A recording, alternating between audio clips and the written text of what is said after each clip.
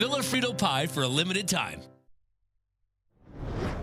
This year marks 250 years since the signing of the Declaration of Independence. We're taking a look back at defining moments in our history leading up to that anniversary. KCBD News Channel 11's Dylan Villa takes us to the Texas Tech campus for a special look at a place that's holding some of that history from here and all over the world. The purpose of an archive is to preserve all history.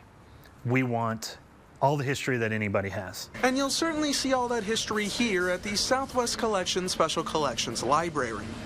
Anything from music and sports to rare books and university archives, this is the place to be at.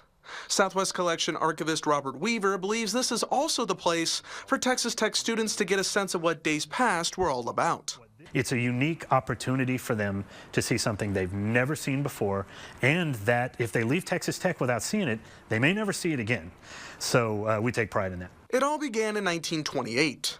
Elizabeth Howard West, the first librarian of the then-named Texas Technological College, partnered with William Curry Holden, the first director of the Texas Tech Museum, to reach out to the Espuela and Matador Land and Cattle companies to get their ranching records into the university.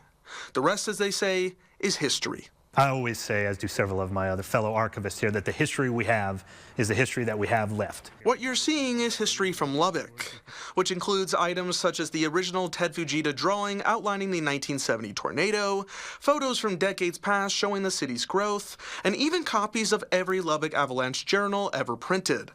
History expands outside of West Texas, though.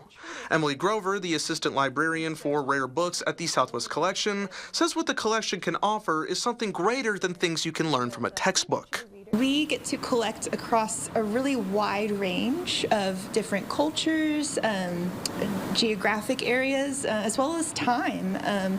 We have everything from cuneiform tablets that are 4,000 years old to contemporary art represented in artist books produced in the early 2000s. The Southwest Collection has now been maintaining this history for nearly 100 years. Staff here hope students and others take advantage of what's in front of them and soak in everything this collection has to offer. We want history to be preserved now.